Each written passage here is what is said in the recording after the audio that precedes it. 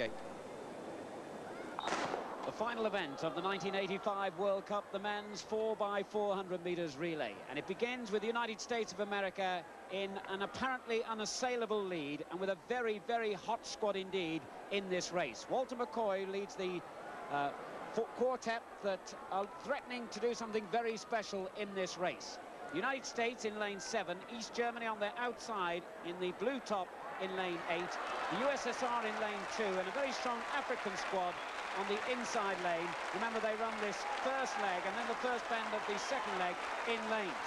Walter McCoy it is, though, bringing United States through this first leg safely. He'll hand on to Ray Armstead, and the point situation is such that the United States lead by 4 points. So really, the Soviet Union have to finish 5 places ahead of them in this race to overhaul them and win the World Cup for men. A magnificent opening leg for Walter McCoy. I timed him in 45 seconds exactly. So now as the stagger sorts itself out and they break into that inside lane, we can see the margin of the United States lead.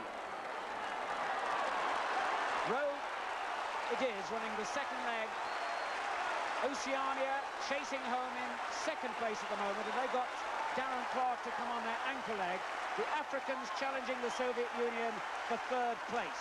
But the United States have a lead. It's been a fine run by Oceania. They're a surprise second place as they take off for the third leg. Yes, Mark Rowe's been injured, so it was a last-minute change this team. But even so, he ran a 45.4 leg. So it's Armstead who runs the third leg then for the United States as the Soviet athlete picks himself up off the ground. And certainly the surprise packet in this race is the Oceania team, running well above expectations. Otherlands it is, will hand on to Darren Clark.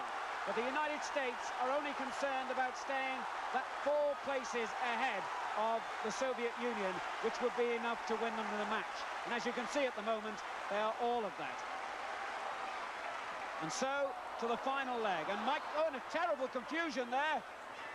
And Mike Franks takes over the baton but has lost vital ground, and Armstead seems to be pushed and has fallen onto the infield, and the baton changeover may even have been illegal if it took place inside the track. Yes, Armstead ran right into the infield several paces and was pushed out there, and whether that gets a disqualification or not will be vitally important to see later. Well, that could be sensational, because in 1977 in Dusseldorf the United States lost to East Germany on this final event, and they had to pull muscle.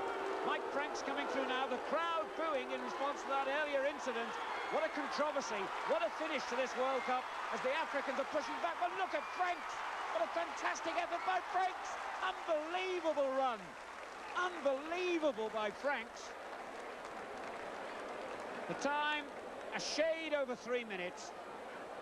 And Franks' final leg was quite astonishing, because he must have been 30 to 40 metres down on the African into the home straight. But this is the incident that matters. Well, that was a phenomenal run by Franks. But let's pick up the incident here.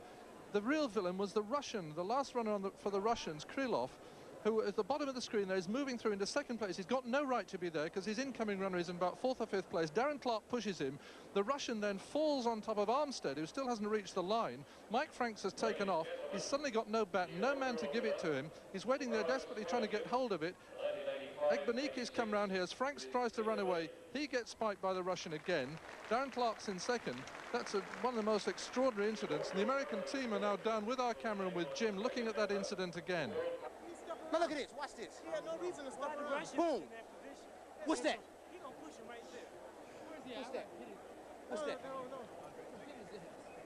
I wanted you to toss it to me. You know that, don't you? Yeah, I know, we got disqualified. Then he pulled your leg right there. No, I got spiked. Oh, that's what it is. Yeah, he spiked me. Okay. Here we go. Now watch this. Watch the finish. Look how much yard you made up, man. Look at the finish. Look at this. Look at this, man. Look at the finish. And it's tremendous. Look at the finish. Tremendous. Look at this, man. Look at the finish. Look at this, tremendous. There's not coming up. Got it. See, he moved back. He looked back. I told you got it. I knew it. I told you. All right. I told you.